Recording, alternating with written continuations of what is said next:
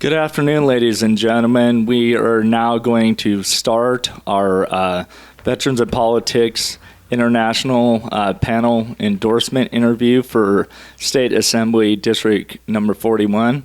First thing we want to do is welcome Dr. Smith, correct? Yes, that is correct. Thank you. Dr. Smith for coming in this afternoon. First, we had talked briefly before the interview started. I just want to thank you very much for having the fortitude to run for office. It's not an easy thing to do. I also want to thank you very much for coming in this afternoon, because I've been at that table and it can be very nerve-wracking and very stressful. So I appreciate your courage to show up and come in and answer our questions this afternoon. And I appreciate you for having me this afternoon. Thank you so much. Thank you. One of the first things we always like to do is if you would go ahead and introduce yourself, tell the viewers and listeners what office you are running for, and give a brief bio about your background, why you're running for office. Sure. Like I said, thank you for having me today, gentlemen. I am very happy and honored to be here. My name is Dr. Smith. I am a doctor of dental surgery. I know a lot of people always ask, what is your expertise? I serve now. I have been in Nevada since 2008. I've lived in District 41, which is, I'm running for Nevada Assembly District 41. I've lived in that district for 4 years. So I'm really excited to now being able to represent at this level for my district. I've lived there. I eat out in 41. I buy groceries in 41. So it's very exciting for me. I graduated from dental school in 2003 from Meharry Medical College in Nashville, Tennessee. It is very interesting, really, because as I have been talking to people down in Nashville and at Meharry, they're literally at the center of what's going on in the pandemic that we're in right now with the coronavirus. And so it's just interesting. Now I serve as a consultant for healthcare practices. And so it's it's exciting to me, and I am actually getting to be on the front lines of everything that's going on. And so I'm glad I can be here today, but shortly I'll have to be masked up, gloved up, and everything as we have testing coming in, and I'll be actually helping to perform some of those tests for the COVID-19 pandemic.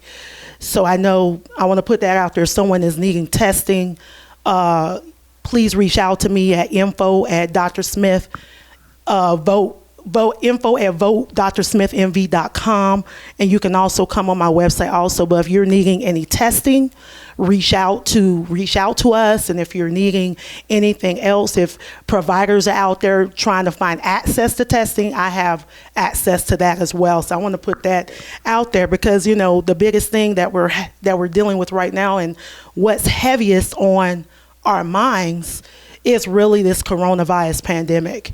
And people have lost jobs. People are hurting. People are trying to get unemployment. There's some real life stuff that's going on. People are losing their life. And so we have to really address the things that are relevant at the time. And that topic is more than relevant. It's what we're all dealing with. We have someone here in a mask and gloves right now. We're using hand sanitizer like it's going out of style. So I just really, I'm just glad to be here, and that we're going to pull through all of this. We're all in this together, and we have to realize that. Okay, thank you. My first question, and I'm really glad to know that you're a dentist, because the first question I want to ask you is regarding healthcare and insurance in general. And as a doctor and a dentist, it's a kind of a two-part question. What's the number one problem that you see with insurance costs in this state in particular, since you are running in the state of Nevada. Mm-hmm. And also, specifically, can you talk about insurance as far as dental insurance? Because one of the biggest complaints that I see is it's not just about insurance for just general medical insurance, mm-hmm. but a lot of people have a real problem with dental coverage in general, which I think is unfortunate, because I do honestly think that dentistry is one of those things that's too often forgotten. Absolutely. After all, like, there's a lot of issues that can impact somebody, both physically, mentally. Obviously, it's the beginning of the digestive process when it comes to their overall dental health. Yes, thank you for asking me that. Access to dental care is an issue in our country. It's also been an issue in our states as well. As we're in Nevada. So the thing, it gets so tricky with insurance, because what happens is, you know, you have your Medicaid, you have your private payers, which are like your Delta Dental or your Aetna Dental. And so some of those will come from your job. Most of those people are able to get those benefits through their job. But a lot of times, if you're, say you own a small business or you're a sole proprietor or independent contractor, you're on your own to get access to those benefits. So it gets really tricky, especially with dental, unfortunately. And it's really something we're going to have to look at. I know as Nevada Assembly, running for Assembly, there's something that I definitely want to make sure we're putting out on the table in the form of a bill, that we need to do better. We really need to do better in terms of access to dental care, because that's not happening, and it is really tricky with the insurances, because it's a matter of, can you afford it? If my big company I work for is not paying for it, then who's going to pay for it? Then are you okay to be seen under Medicaid? Because there's so many limitations when you're in a Medicaid situation, especially if you're over 21. Then what they can do for you, what that dentist can do for you, the type of care we're looking at, just, we're just going to take out some teeth and maybe give you a partial denture or a full denture. Those are really the only options, unless they're willing to pay out of pocket. So it's an issue for sure.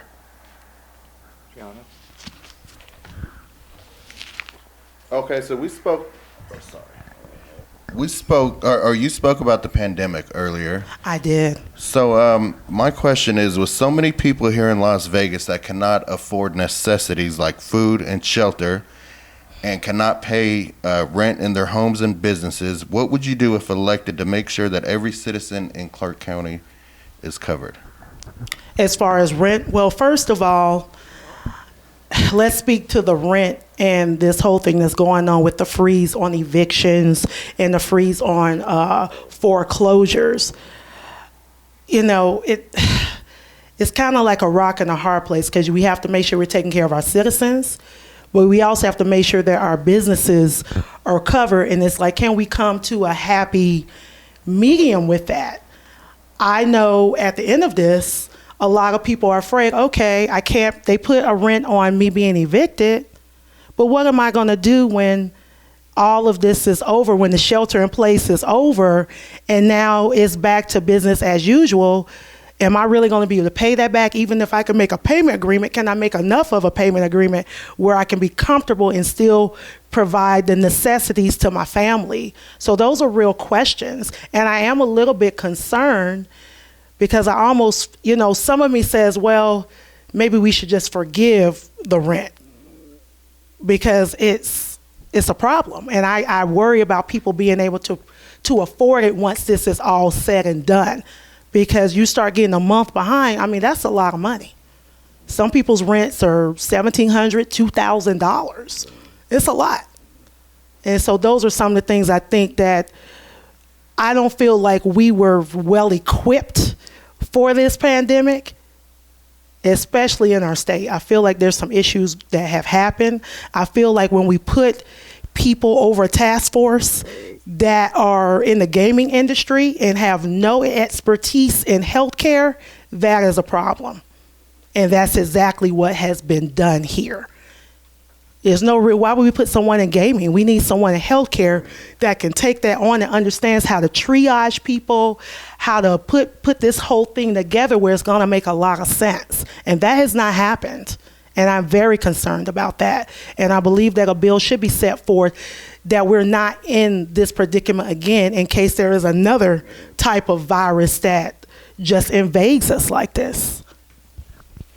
Okay, and if elected, what would you do for small businesses to stay on their feet until our economy comes back? I am glad you asked that question. I love small businesses. That's actually one of my platforms is business. And because I've been a small business owner, I am a small business owner now. There needs to be a bill that really protects them. I like the fact that we're now trying to get money to them. We have the disaster loan that's out there. We have the paycheck protection program that's out there. But I think that as a state, we need to step up and have something just for our Nevada small businesses in form of a stimulus protection just for the state. And I think every state should really be doing that. Yeah, we have our government doing things, but we need to, especially as the state of Nevada, we need to take that extra step, that extra layer, and do something for those small businesses, because our small businesses are the lifeblood of our economy. And President Trump has said that to us before, and it is very true. How would you structure a bill to protect small businesses? Well, I don't have all those answers today, Giano, but I know for me, I would surround myself with a team of people so that we could get that done, because I do believe small businesses are very important to our economy. Thanks. My next question is regarding, if elected, would you be willing to break party lines even against the wishes of your party leadership in order to represent what your constituents want, even if that doesn't agree with the party's leadership? And I have a specific example that I'm talking about. Immediately after September 11th, probably a month later, there was a vote being put in front of Congress that wanted the president to commit military action in Afghanistan. There was 3 Democrat Congress people that wanted to vote no on that bill. They said it's specifically because their constituents didn't want it and they wouldn't support it. Their party bosses pulled them behind closed doors and told them, no, you have to vote yes. This has to be a 100% unanimous vote. Whether your constituents want it or not, regardless, it'll make us look bad as a party. If a similar situation, even though obviously it wouldn't be committing military action, but if a similar situation were to happen to you, would you be willing to break party line affiliation because your constituents wanted it, even if it was against the wishes of your political party bosses?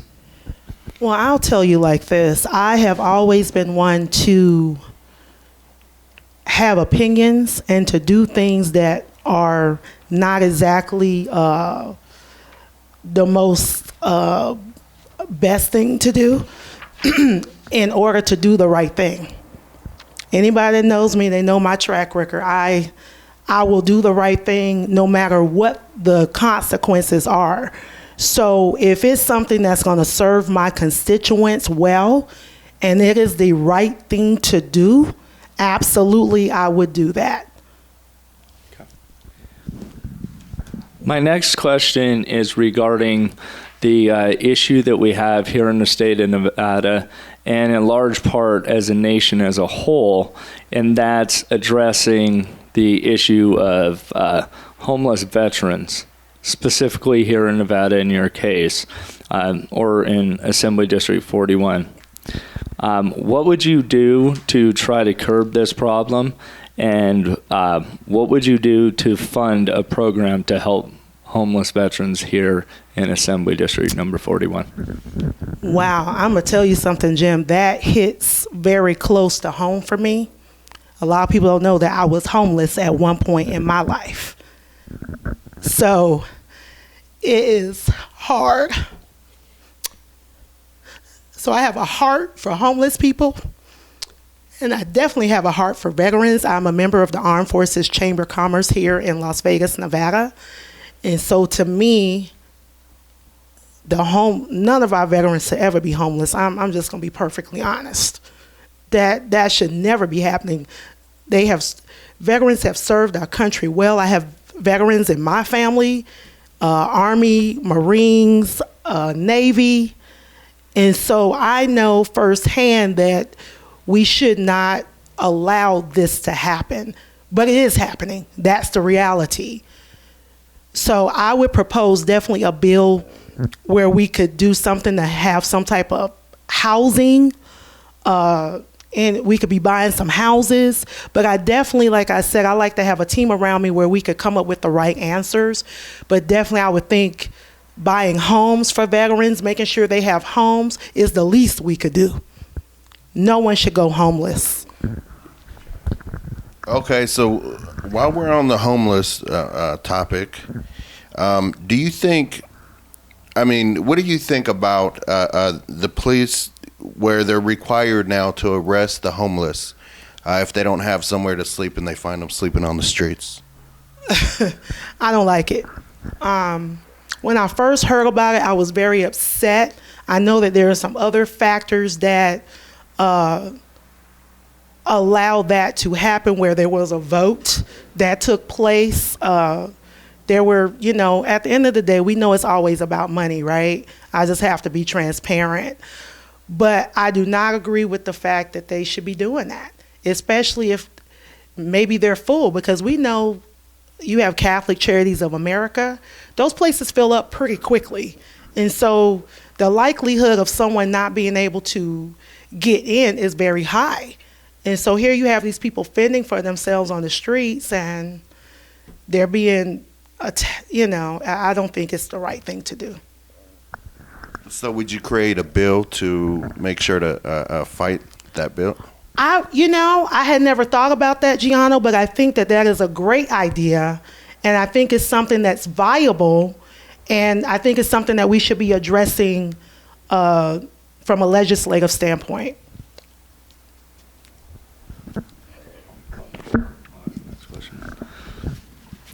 So the next question I have is around education. Now, we know that the issue with education here in the state of Nevada is something that has actually reached a national level. We have national attention on it now because of our poor, I could go on every day. We know that education here in the state of Nevada isn't what it should be. Absolutely. Rankings are really poor, but even if I don't care if you're 49th like we are, or you're second, to me that's still a problem that needs to be addressed. One of the issues, because I really wanted to dig into this more, because we were talking earlier. So I told you what my political affiliation is, and so I've always been under the assumption that the problem is we don't have stringent enough testing to actually hold teachers accountable. However, a good friend of mine as a teacher, she pushed back on me about that. She invited me into her classroom, and I observed her classroom for approximately 4 hours. She was a third grade teacher. And one of the things that I found troublesome was that I would say 98% of her day was basically just trying to get the kids to behave. Now, obviously, you can't legislate. You can't go to a mother and say, hey, you're not paying enough attention to your kids' education. You can't legislate that. But what you could do in your position is you could help get the parents to understand. What would you do specifically? Would you go in and observe teacher classrooms, or how would you address this issue? I think that's very interesting. Of course, I love education. I'm highly educated, so I believe in it. My parents believed in making sure I was better than they were in terms of education. I've had the best education, private schools, all of that good stuff. Attended University of Georgia and then Meharry Medical College. So education is so important. I think the first step would be, I would like to see what's going on also. I mean, the fact that you mentioned that, I think I would like to go in the classroom, sit in there for majority of the day and see what is going on. Because I want to see where the deficit is happening in those classrooms. Is there a breakdown in learning? Are the kids really able to learn? Or, like you said, it possibly could be the behavior. No, we cannot go into tell people how to do parenting, but we all know that there's a problem even in parenting style. It used to be where when I was growing up, you do something wrong, it was okay for them to beat your behind. And it was okay, and we said that those things were good. But nowadays, people will call CPS on you. We know this. And so that's kind of where some of the breakdown is, and some parents are expecting that the schools are supposed to do all the parenting, but it's a team effort. It really is. We got to have the parents do their part. The teachers are there to do their part as well. And we just have to all do our part. We can't expect for the school to do everything, and then we as parents don't do anything. And so I know I do like more stringent requirements on testing. I believe that how we raise up a child now is how we're going to see them act as adults and how they're going to be later on in life. And so these stepping stones are very, very vital, and they're very important. And I think we do have to get more serious about how we're educating our students. Do I think that college is for everyone? No, I don't. I think some people have skills in other areas, maybe trade schools. And I think that's some of the things that we should be looking at. I'm a very big supporter of historically black colleges and universities. For my sorority, Alpha Kappa Alpha Sorority Incorporated, actually sit on the committee for Why Not HBCU. We were supposed to do a program last month, but it got canceled because of CCSD. But we're looking to do some other things in that area. So education is the most important thing. And so I think that we need to really do some analyzing of where the breakdown is. I think we can say, oh, this, and we could put blame here and we could put blame there. But at the end of the day, we have to evaluate, really truly evaluate. If that means going into those classroom settings, then that's what we should be doing. Okay, since we're talking about education, our children are our most precious assets. So do you think that our teachers or school personnel should not be able to protect them by all means necessary? And if not, why? Can you restate the question? So I'm asking, should our teachers and our school personnel be able to protect our children by all means necessary? And let me ask you, do you mean protecting it by having firearms? Anything. I mean, from firearms to, anything they have to do. Whew, that's a loaded question, Giano, but I like it. Our children are our most precious treasure, our most precious asset. They're so innocent. And I think that as a teacher, if I were a teacher, I would feel responsible. If they're with me in my care most of the day, I would feel responsible for my students. And you want to protect your students. Now, should they be armed? I believe in firearms. So if they are trained, then that could be an option. But that would be something that I think we would have to look into on making sure that people are properly trained if they are going to bring some type of firearm, making sure that students can get access to that. So we have to consider all the safety and make sure that we're not doing something that's going to end up backfiring and not being a safe situation for our students. Because if one of those students gets a hold of that, then that's a whole nother situation that we would have at hand. Thank you. Just before I ask this next question, hopefully all the viewers and listeners have listened to all the interviews, so they know I asked this of all political affiliation. Why do Democrats seem to hate mining? I've been not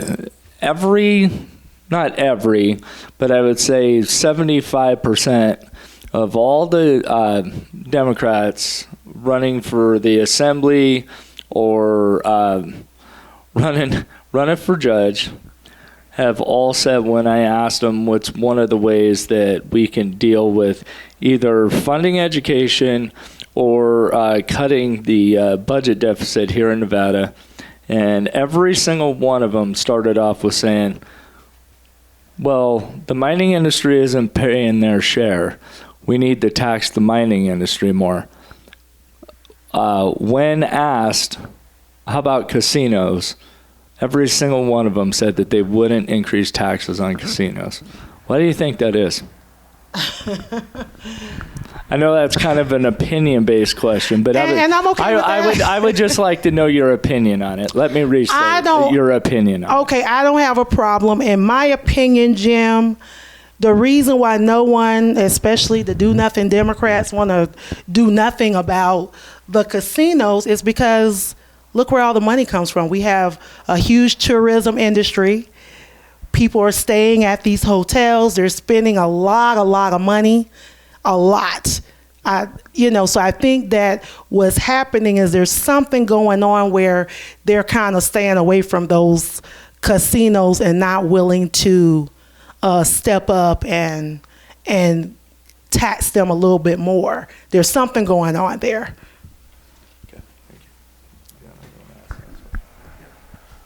Okay, so my next question is, what are your thoughts on immigration, and do you think that immigrants should have a right to legal citizenship?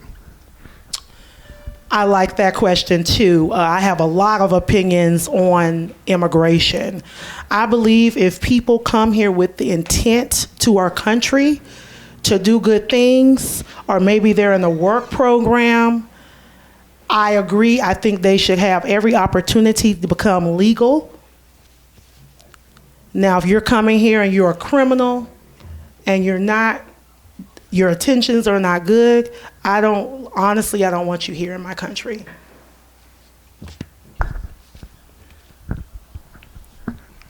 Okay, my next question is, what's your stance on the NFL players that kneel during the national anthem,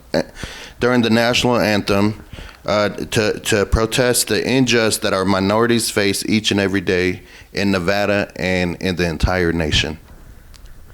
Well, I have a couple viewpoints on that.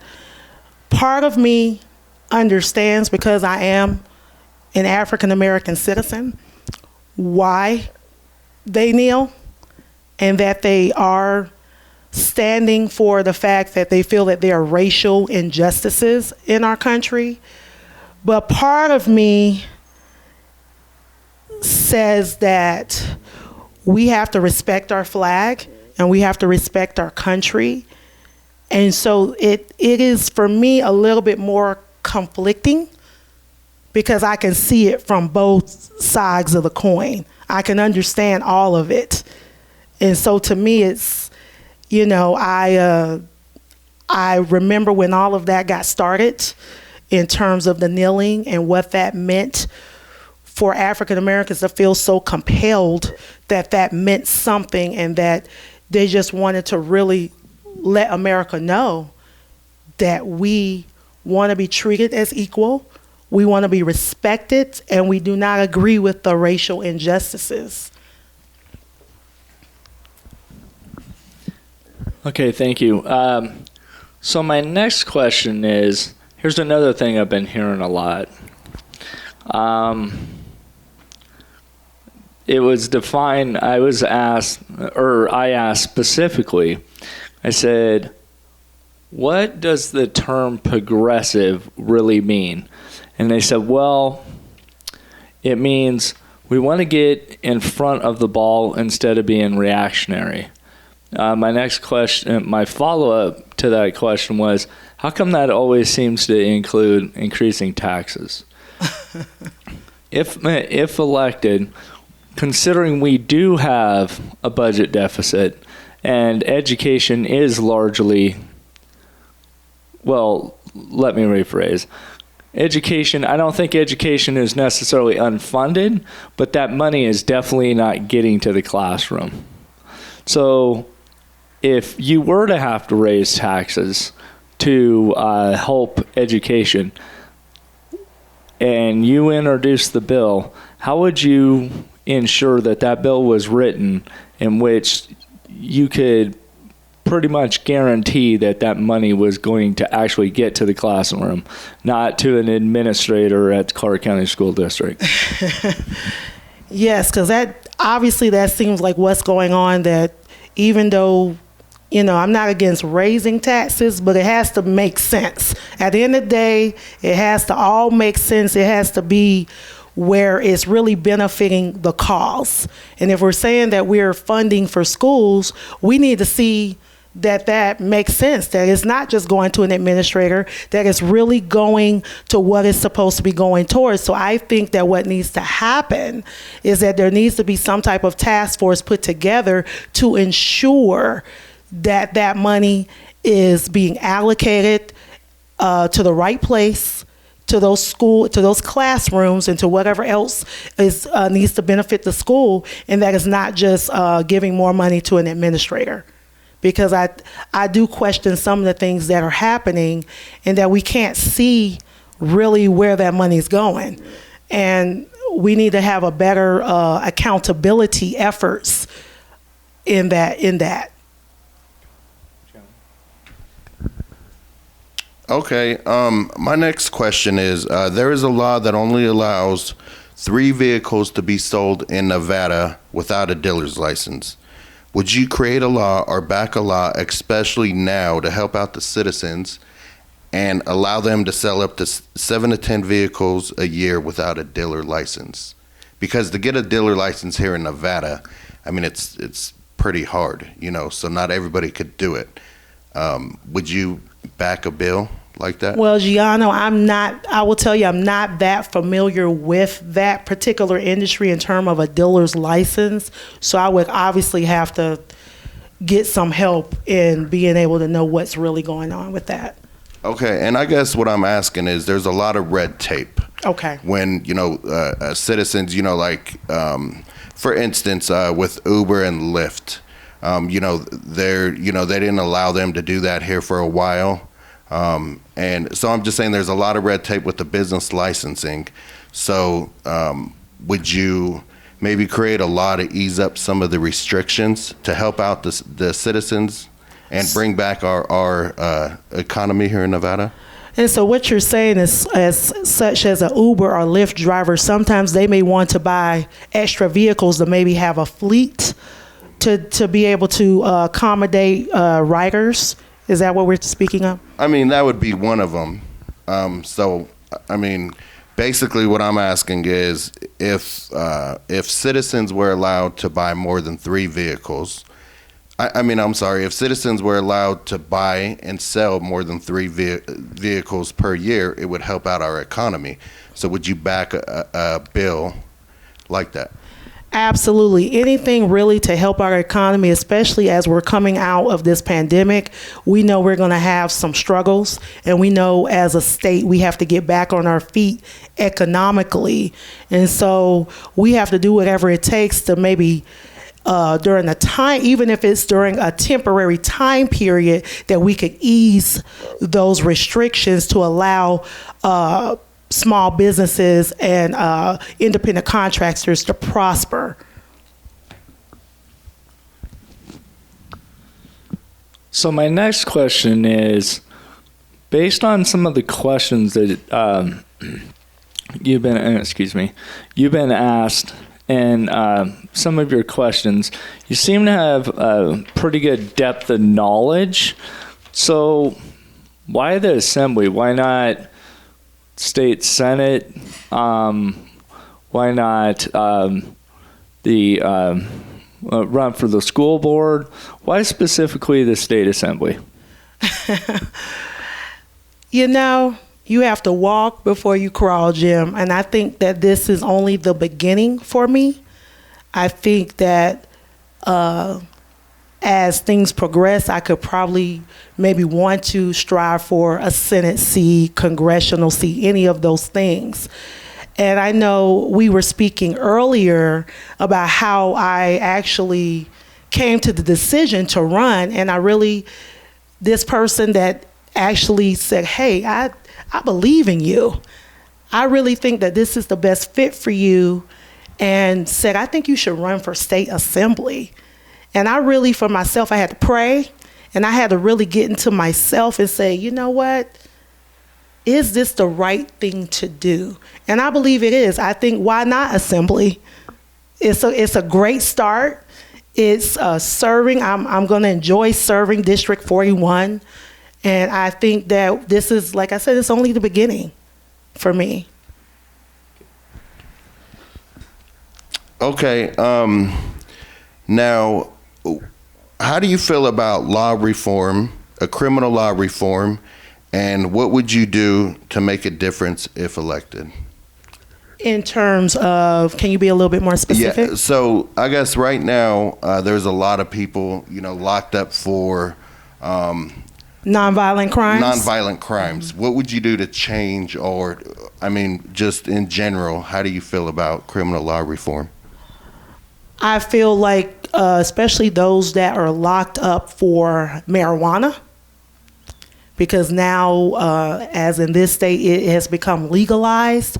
We need to definitely release those offenders that were put in for that particular crime.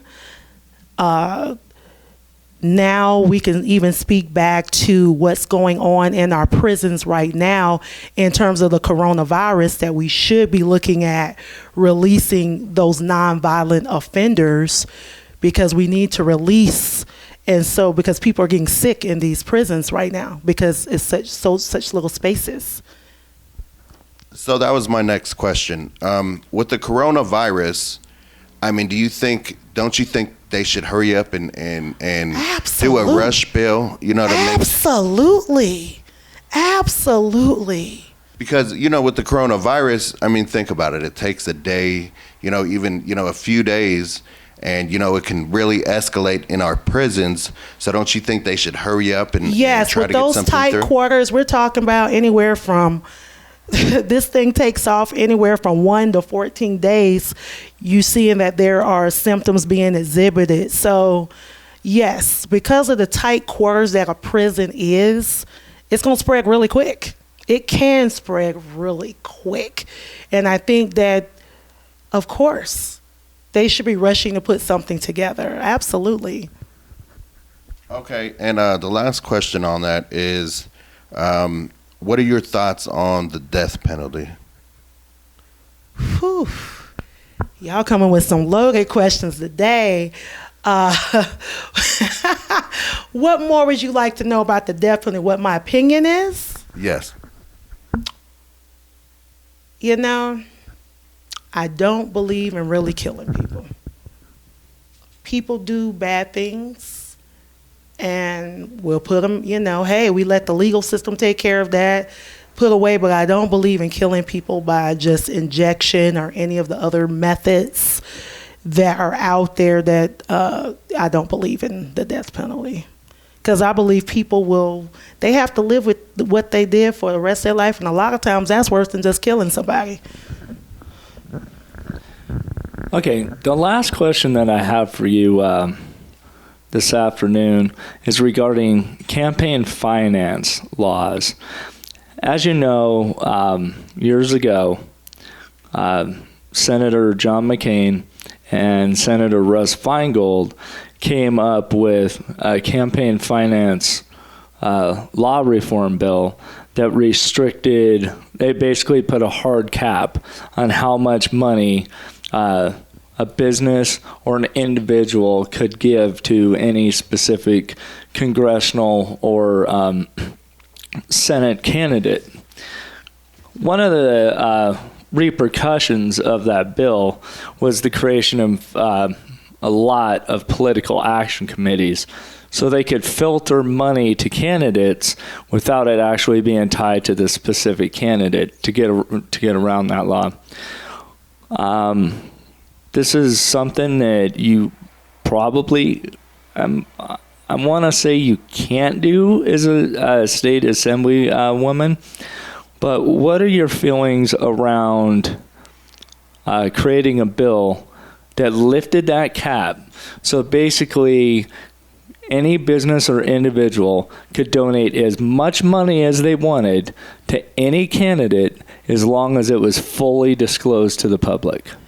I honestly don't see a problem with that, and I know that there is a cap, and that's why the political action is put together to kind of circumvent that. But people are going to get the money anyway if they're already filtering it through a different avenue. So to me, as long as that information is fully disclosed of the person who has written those checks or given cash, I don't see a problem if we're being transparent. My last question is, in 2017, there was a hurricane, and the hurricane's name was Maria. How do you feel about the current administration's handling of the American citizens after the Hurricane Maria hit Puerto Rico? It wasn't phenomenal. I don't think it was handled very well. I think that when we have these particular, especially when we're having a environmental crisis like a hurricane. I'm actually from the state of Georgia originally, but I went to school, high school in Florida, so I'm very familiar with hurricanes and what they can do. I've had my parents had to evacuate all of those things.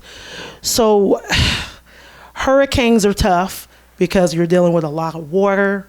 You're dealing with a lot of wind that has taken place and a lot of damage to buildings, to housing, to all of those things. So I think that it could have been handled better. Yeah,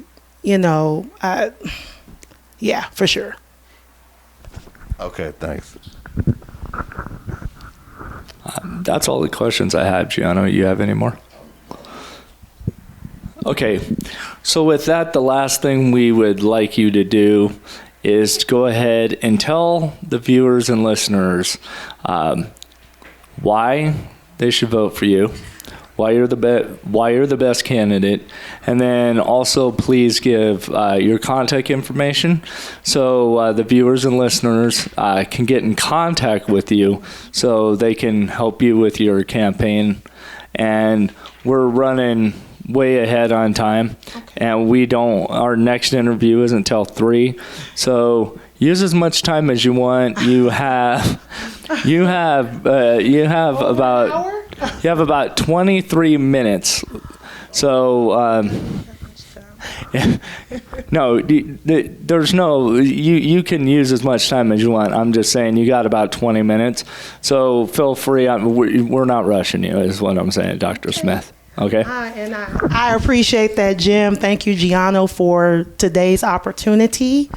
I hope I have been effective in showing you some of my leadership qualities, some of my leadership skills, and how I will be as the Nevada Assemblywoman for District 41. So for me, I am just honored to be here. And what I would like to say to any of my constituents that live in my district, or even if you're not in my district, that really to me is all about character. I don't care what side of the coin. I don't care if you're a Democrat, Independent, Republican. It all comes back to who you are as a person and who your character is. Because even if you're a Democrat and you say, I really liked her, then you should vote for me. If you're looking for someone that will fight for you with no end, no matter what the consequences, because I'm a fighter, then they should absolutely vote for Dr. Smith. And if you look at me and say, wow, I would like to know more about her. Definitely we're looking to have some other activities as all of this stay at home is lifted and we're getting back to some normalcy in our life, I would love you to come and meet and greet me, shake my hand, all of those wonderful things we like to do. We love to have human contact, right? So this is really hard for everyone because I have a heart for people when it's all said and done. And I think that you can get on board with me if you're looking for a different type of candidate. I've never ran for office before. I'm not a career politician. I am just a person that is out here looking to do the best for my community that I serve. And if that means something to you, then you absolutely should vote for me. There's no question about it that I am the best candidate running for this particular district. You could speak to my ability in healthcare. I love healthcare. I'm big on mental health. I love small businesses. I support veterans. I support seniors. Very big things. Those are big topics. And I think I'm the best person to address those areas and those needs for my area, for my district, for my state. And I just so honored. I'm like, wow, I can tell this is going to be an amazing, amazing journey. I'm looking forward to June. I'm looking forward to what's happening in between all of that to November. And I think that I want to make sure that people can take that journey with me.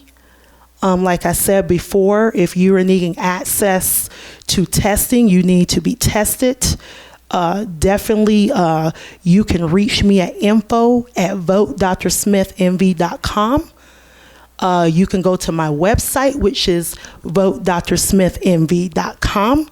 You can reach out to us, let us know, and I will make sure that we respond back and get you the information on where you can come, because we have an office that can take care of those needs. We're trying to ramp up as quickly as possible. A lot of people don't know that access to testing has been critical. It's been very, very tough.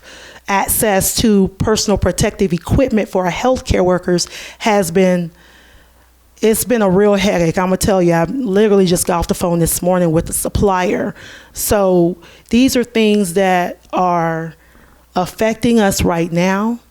We will come out of this better than we were before. I want everyone to know that's listening, that it will be okay when it's all said and done. We just have to kind of hunker down right now and get through this pandemic. But just know who the people were that really had your back during this pandemic. Just look at those people. And I really want to honor and give a special shout out to any of our healthcare workers right now, because they are wearing, I'm telling you, they are really our heroes. People thought it was celebrities this whole time, and now they're really seeing what I've known the whole time, being in healthcare. The healthcare workers, professionals are heroes. And they're out there on the front lines. I'm really about to be out there on the front lines myself. So I just want everyone to really pray for us that are there, that are really serving. And being a public servant is literally in my DNA. Being a doctor is being a public servant. Being an assemblywoman is being a public servant. So there's no way I could not be a public servant in some capacity and really be able to. Now I'm going to get to serve my community in a different capacity, and I'm really looking forward to it. So I just want to say out there, thank you for all of your support. Yes, we need your donations. You'll be able to find the donate button on our website. And we look forward to doing this whole journey with the state of Nevada, with District 41 right there. And I just thank you for all of your ongoing support. Thank you so much. What's your website? My website is votedrsmithmv.com. Okay, well, thank you very much, Dr. Smith. We really appreciate it. So at this time, that is going to conclude our panel interview for State Assembly District number 41. Thank you.